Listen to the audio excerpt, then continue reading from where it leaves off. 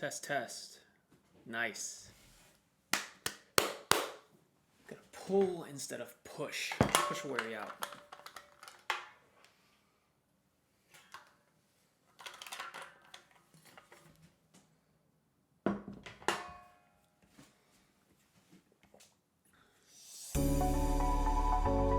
Bam! We are live.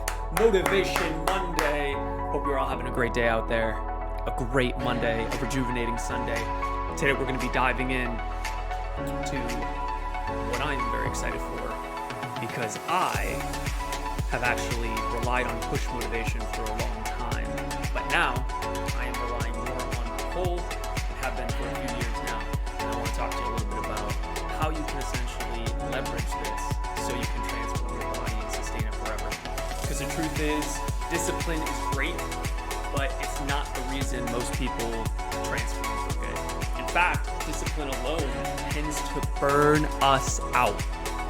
So today I'm going to show you why being pulled towards your goals is far more powerful than constantly pushing yourself, and how you can shift into that mode starting today. So if you're here live or on recording, let me know in the comments. Let's get this thing rolling. Let's go. So as we jump in, let's lower the music real quick. Or actually, that's going to turn off on its own. We'll keep the energy jumping for a second. Oh, actually, the music went away already. We'll work it out. All right, music's gone. I'm trying to get this live streaming thing down, but we're getting it. So if I'm going to read from my notes really quick, and then I'm going to kind of riff on it. So when we think about weight loss or any transformation, what do we usually hear? Usually we hear things like, oh, you just got to be more disciplined. You have to, no excuse mentality. You just got to want it more. All of these things that essentially leave us feeling maybe guilty or disempowered. The state I want you to think about really quick is the normal cycle that we tend to go in when starting a body transformation. What does that cycle look like?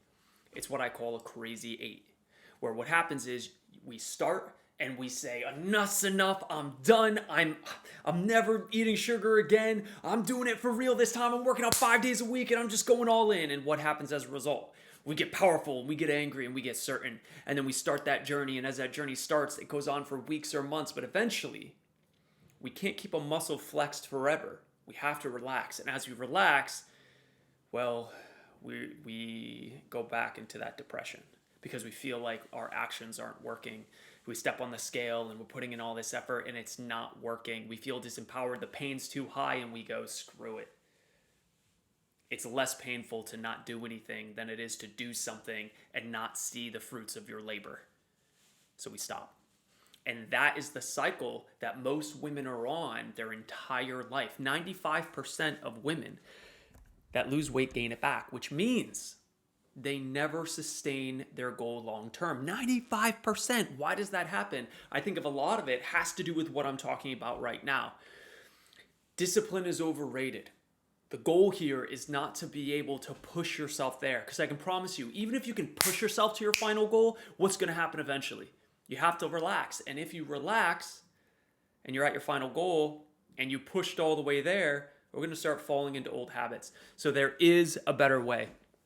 If you're watching this live or on recording, let me know in the comments if you resonate with that. Have you ever found yourself in that place before? I know if we were all in the room together, I'd hear a lot of eyes, because that's what I've heard from thousands of women over the last 15 years.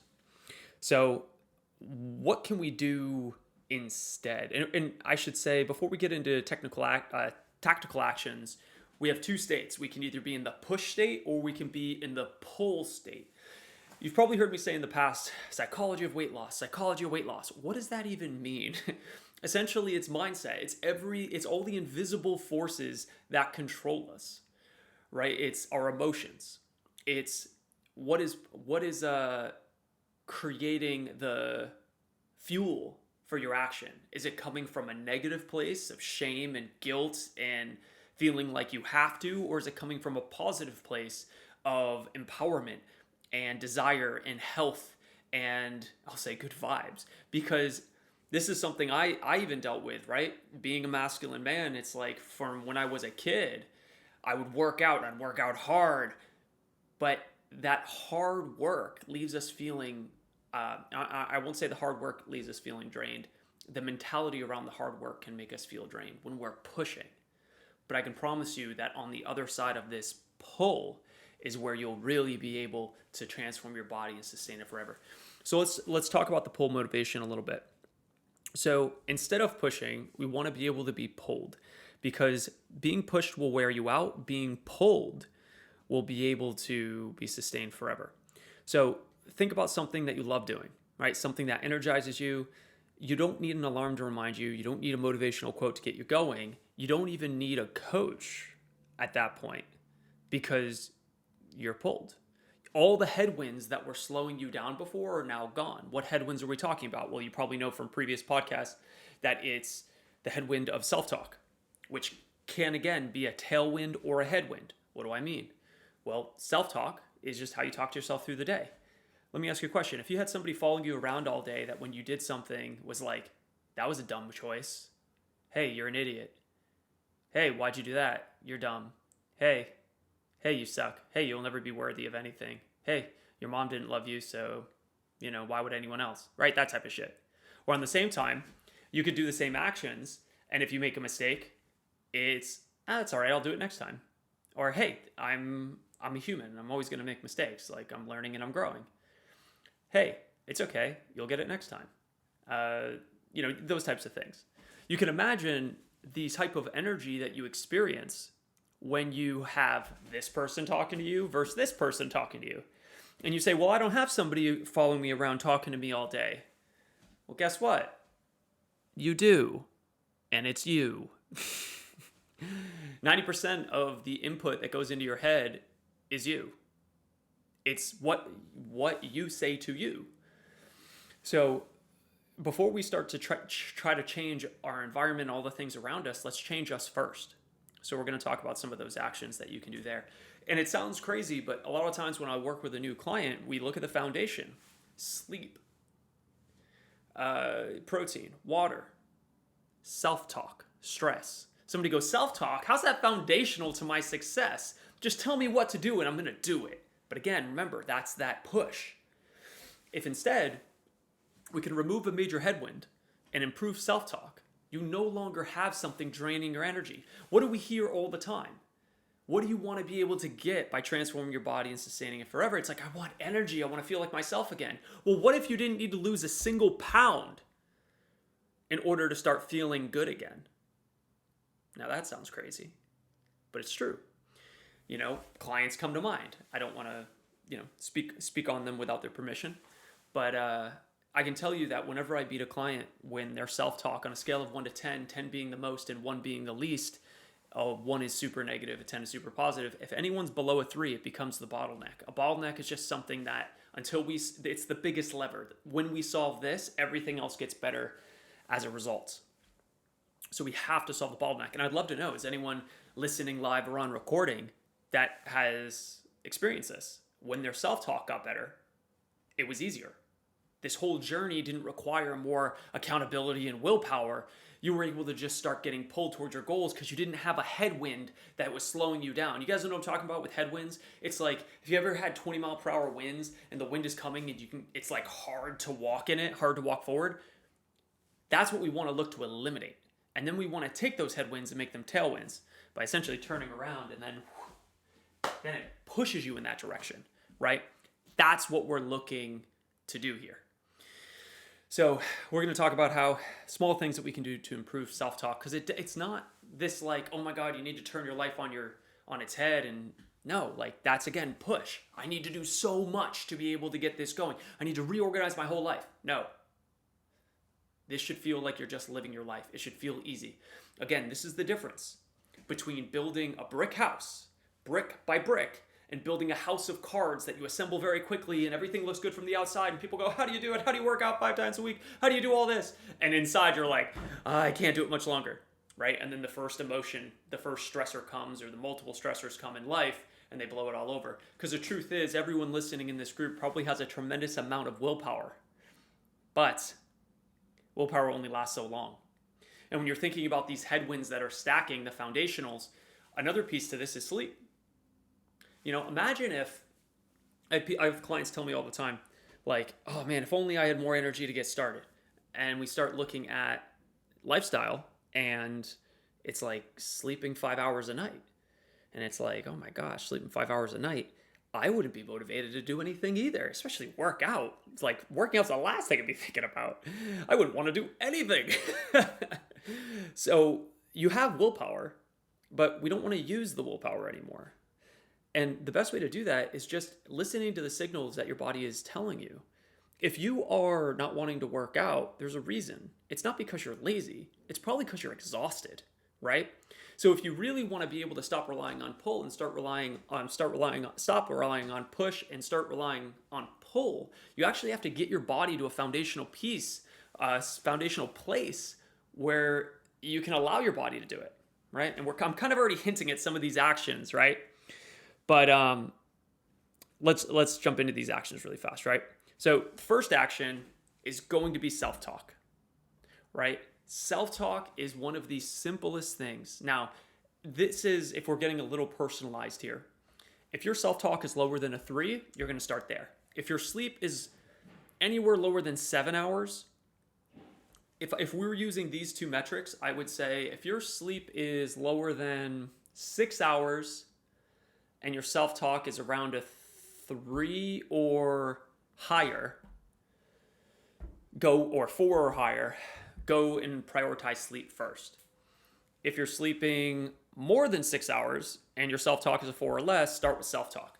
So let's start uncovering this really quick. How do we do it? Because the truth is, unless you've never thought of this before, you've probably thought of it, but you're not doing it. So we have to get to the foundational place of why aren't you doing it? And everything that we do in life comes down to beliefs. Everything we do in life comes down to our beliefs. Here's what I mean. Let's say that you believe, like, no matter what, you can transform your body and sustain it forever. It's totally possible for you. You have no doubt in your mind. What does that mean? It means that no matter how many times you fail, you're never going to stop because you know it's possible. And if it's a conviction, you'll never stop because you'll just keep going until you find a way. And guess what? Then you'll find a way and you'll win. But what's the common belief that we see with a lot of our clients? They have a belief that I'm not worthy unless I'm sacrificing myself for somebody else.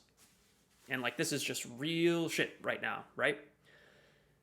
Now, with that belief, how could you ever be healthy?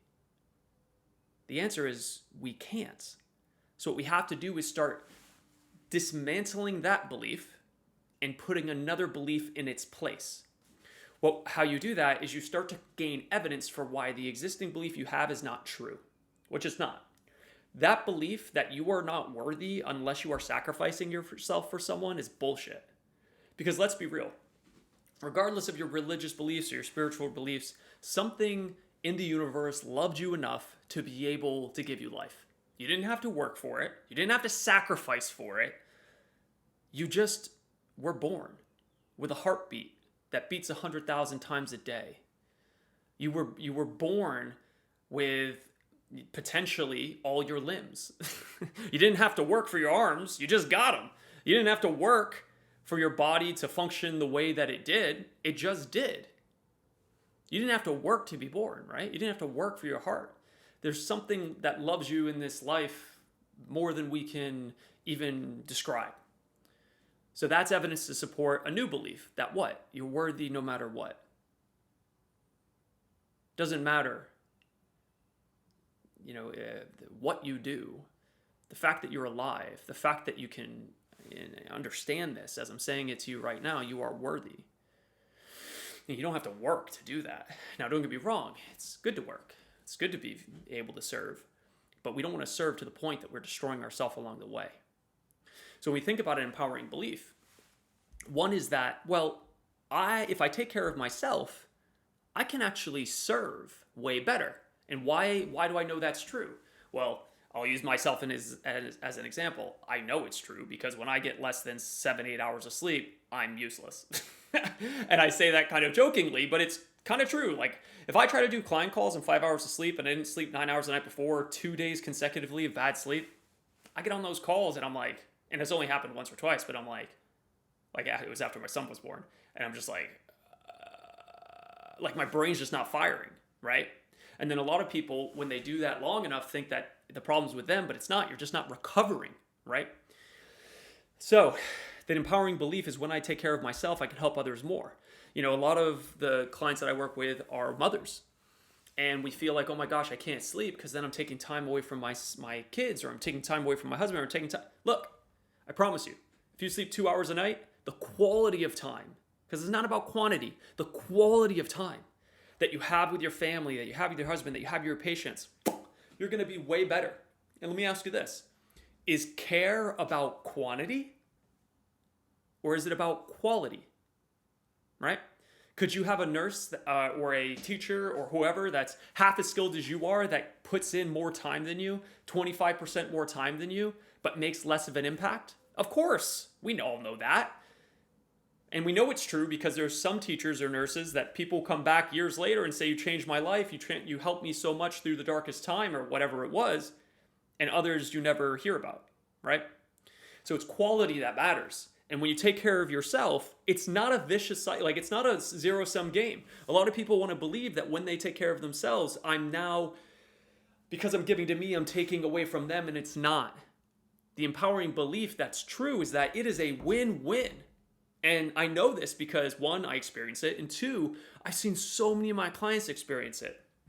Like Steph, she comes to mind. I don't want her to feel like I'm outing her, but definitely not outing her, shouting her out. She's awesome.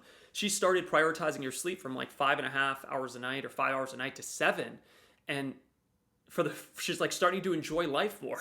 She's starting to be a better mom. And she was a great mom before, but look, there's always room for improvement, because when you're not recovering enough, there's a ceiling to how great you can be. When you sleep, when you start to recover, it's amazing too, because then that self-talk tends to get better as a result. Who would have thought? The cravings that you have towards sugar or food start to dissipate because you have higher emotional resilience. You see, a lot of us focus on the surface. How do I stop eating? How do I stop, eating these snacks before bed? Or and don't get me wrong, there's no one size fits all for everyone. But I can promise you that if you're not focusing on if you're not recovered first, everything else is so much harder. So when you're thinking about the actions that are going to transform your body and sustain it forever, you want the foundations. The foundation here is sleep. The foundation here is restfulness. And if you've experienced this for yourself, let me know in the comments, whether you're here or on recording. I've done actually a pretty poor job engaging with the comments, but I know that I've been on a roll. So let's keep going. So finishing out these thoughts here. It's not going to show the second one. That's fine. So finishing out these thoughts here. The first thing we're going to want to do is get the sleep under control.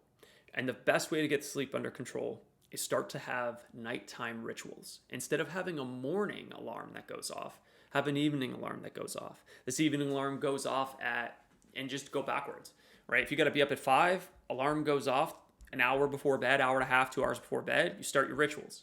You lower the lights. As you lower the lights, you also, remove electronics. And again, you can personalize this to you. That way the melatonin starts turning on. Your body has some type of circadian rhythm. Then you get to sleep. You wake up. A lot of times you'll wake up before your alarm with this strategy. Again, you don't have to start with 9 hours of sleep, but you can just work from where you are. And then the last piece is just going to be self-talk. When it comes to self-talk, what we want to be able to do is essentially replace the inner chatter with something else, because if you're not actively focused on something, that's where the inner chatter comes in the most. It's when we're doing activities of daily living. It's when we're driving. It's when we're doing laundry, when we're showering, whatever it is. We don't want to allow that negative inner chatter, if your self-talk is below 5, to turn on. And we want to replace it with something else. So what do I recommend? Well, of course, I'm biased, but podcasts like this, things that put good ideas into your head. Sources, it can be audiobooks. It can be anything that you feel good after listening to. That's what you want to prioritize. And you want to put it, in my opinion, you don't want to allow that inner chatter, if it's negative, to ever breathe. So what you can start to do is in the morning when you're getting ready, when you're driving to the gym, when you're driving to work, when you're doing grocery shopping, when you're, doing activities of daily living, where you're not working, you listen. And as you listen, what you're going to find is within just a couple of days, your self-talk will go up 2 or 3 points. And this pressure that you had on yourself will start to reduce. And you will feel more pulled to do healthy actions because now you're not draining your energy. I hope this is making sense. But I just want to come on really quick and share that. If this was helpful to you, feel free to let me know in the comments. You can like it, you can comment. And if you are out there, you watch the whole thing, and you're not already working with me or Danielle, and you want to be able to transform your body and sustain it forever, I will put a link somewhere, probably in the comments, so you can book a one-on-one RN body transformation planning session with me, and we can really just get your foundation in place, help you create essentially a starting plan. What are your biggest lever actions? What are the actions that are going to change everything for you? And be able to create that initial pull and be able to see if one-on-one coaching could help you transform your body and sustain it forever faster. But with that in mind, I wish you guys a great week. I will see you tomorrow at 9:30 a.m. for a live. And I love you all. Let's transform and sustain it forever. Okay, bye.